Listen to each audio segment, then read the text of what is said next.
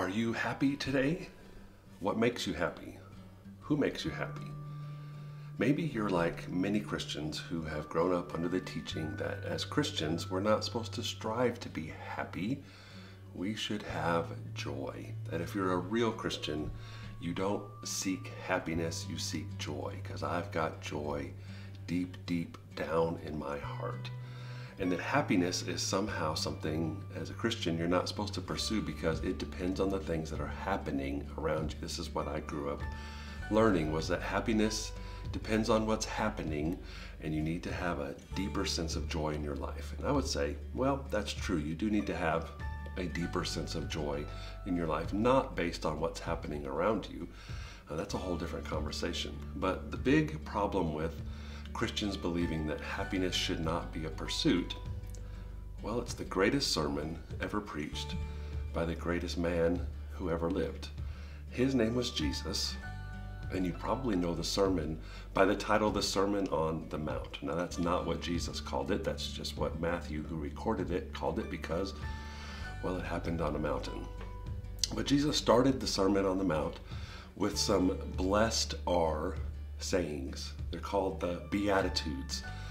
And he used this word blessed, and he would say things like, blessed are the meek, blessed are the poor, blessed are those who mourn.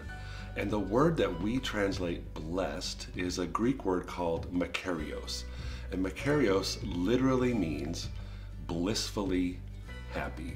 Now, Jesus knew exactly what he was doing when he chose the word blissfully happy instead of the Greek word for joy. He did not use the word joy, he used the word happy. So Jesus wants his followers to be happy. There is something good about being happy. Now, the problem is that we place our happiness in sometimes the next great thing, the next great purchase, what I can do to my house, a car, a person, and we place our happiness, or we get our happiness from things, and that's where we get messed up. But please understand that as a Jesus follower, your Savior wants you to be happy, blissfully happy. In fact, that Greek word describes a group of people who lived on a self-contained island, and they didn't need trade from anywhere else. They had everything they needed, and just the whole environment on that island was blissfully happy. And this is what the word Jesus used to describe his followers. And so what we're going to do for the next 2 weeks is we are going to look at those statements that Jesus made. Happy are, blessed are, blissfully happy are these kinds of people. And I just want to say to you before we start looking at all those things that every truly happy person, the foundation of their happiness is peace.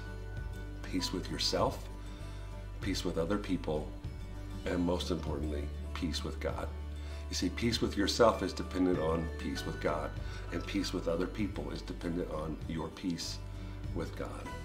And so today, if you don't have peace with God, you're not going to be a happy person. This is why Jesus followers should be the most blissfully happy people on the planet, because we have, through our Savior Jesus, peace with God. He made peace with us. And when you're at peace with God, you can learn to be at peace with yourself, and you can learn to be at peace with others, which is what this whole sermon in Matthew chapter 5 is all about. So let's take a look at it. I'd encourage you to look at it on your own. Look at Matthew chapter 5 and read those blessed are statements. They might not mean what you think they mean. But for today, are you at peace with God? If you're not, it's so easy. It's just to call on Jesus and allow him to be your Lord, your Master, your Savior, your Messiah, and he will give you peace with God. That's how all peace starts, and that's where happiness comes from. So today I hope you are blissfully happy. See you later.